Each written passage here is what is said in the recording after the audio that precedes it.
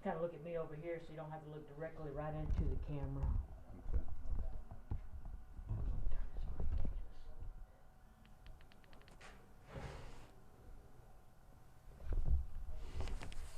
I'll use the stapler as it is here to kind of prop this up a little bit.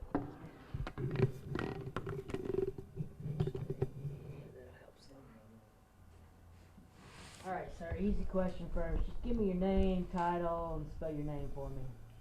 Terrence Green, Director of Property Standards, TerrenceGreen. Alright, sir, tell me a little bit about the property that, Mr. Jerry Goodman, called you about, asking you about. Where are we at in the state of that property? As far as the state of it, I just talked to the inspector in the area. This is the first time I heard about it, so I just told him to go out, do an inspection, and take plenty of pictures. And if it's a demolition candidate, if it meets the specs, then we'll go ahead on and start with the process of demolition. What's the process y'all have to go through to be able to demolish property? Well, demolitions, they will go before the environmental court, and basically, once we get a ruling on that, if the owners of the property have not demolished the property, then the city will go ahead on and proceed with the demolition. Is there like a certain amount of days that it has to go through a process? Everyone asks for an exact amount of days, but there is no exact amount of days that we can give you because we don't know whether the mail is slow or how the backlog is within environmental court itself. So it can take anywhere from 45 days to 60 days to get them in the court, possibly, and then we can proceed from there. And talk a little bit about how there's so many of these properties in the area, and that's why there's such a backlog. Well, there's empty and dilapidated properties all over the city, and it's dollars and cents things as far as how much money we have to spend versus how many dilapidated properties that we have within the city. So we're not going to be able to get to all of them every year. So that creates an overflow of properties, but I mean, we just have to keep slowly chomping at it, you know. Well, what's the budget you have to work with to work on these properties? Total budget is about 3.3. 3.4. Some, Yeah. and you got to think, salaries takes up the majority of that. So it doesn't leave a whole lot for us to be able to demolish these structures. Is it costly to demolish a structure and to haul all the debris off and everything? Oh, sure.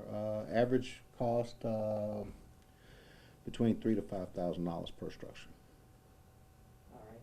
And what can the public do to help, or property owners do to help in these situations? Well, there's a lot of things that property owners can do. I mean, number one, not just for demolitions, but overall, call, take pictures. When you see people dropping trash off within your community, dropping tires off within your community, dropping furniture off, call in. Take a picture of them, especially if you can see the license plate number, so that we can report this to the Environmental Crimes Unit and we can have these violators brought in. You know, we have got to have more participation from the neighborhoods and the communities to be able to be successful. You know, this is something that I'll say every day, every time. Without the community's participation, you know, you're fighting a losing battle. So we got to work together on this. All right. And if someone sees a property like this gentleman did about the one he called in about, what's the process should someone do in this case? Like you said, take pictures and stuff and call in? Right. And in this instance, we're not going to know about everything every time. If you have the time to take the pictures, send them to me.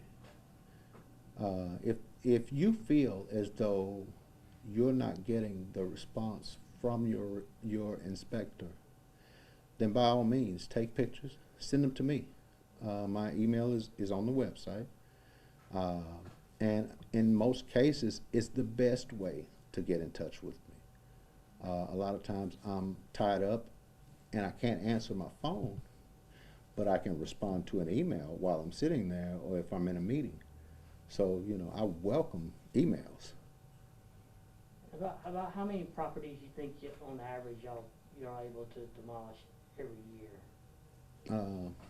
Well, hold tight. Okay. I mean, Maxine! I don't need an exact number, just about the average. Oh, Maxine, she's on vacation. Oh, Latasha now? Yeah.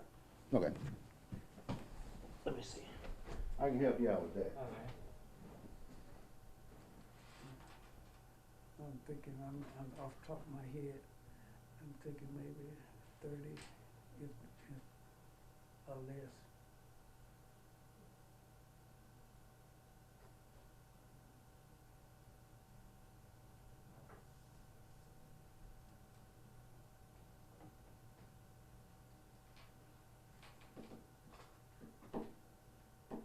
You know Michael Fuji?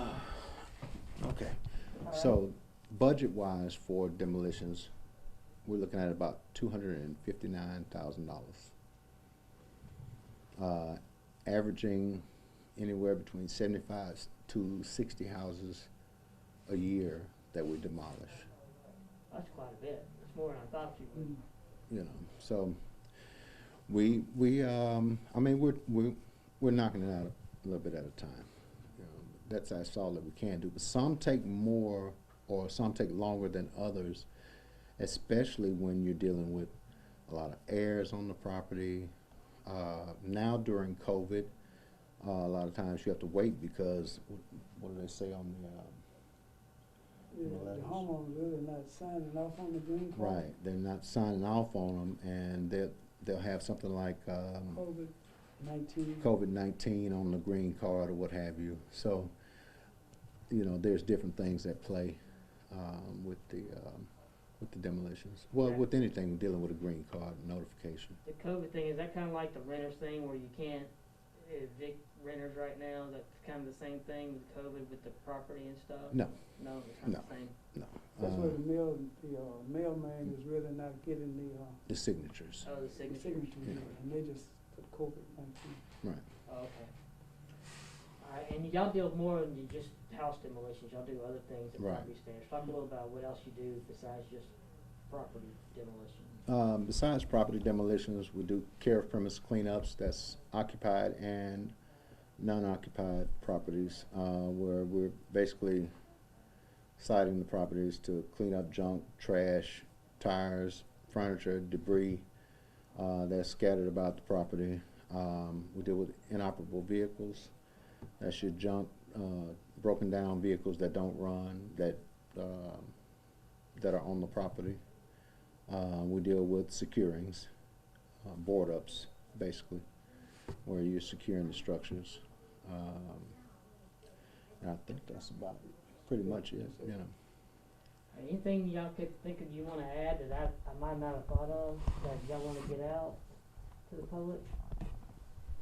Basically, when it comes to the environmental court, what we would like for the citizen to do is contact their inspector, communicate with the inspector, and the bottom line is to get everything in compliance. What are some of the things, you know, that's to get in compliance? Could you slide that mic just right in front of you? Yeah. When you say compliance, what's the Say like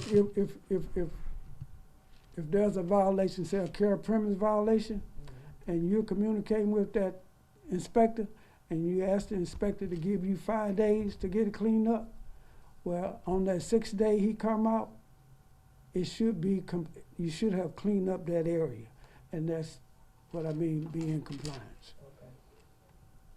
Okay. Anything else y'all need to get out? Sweet money.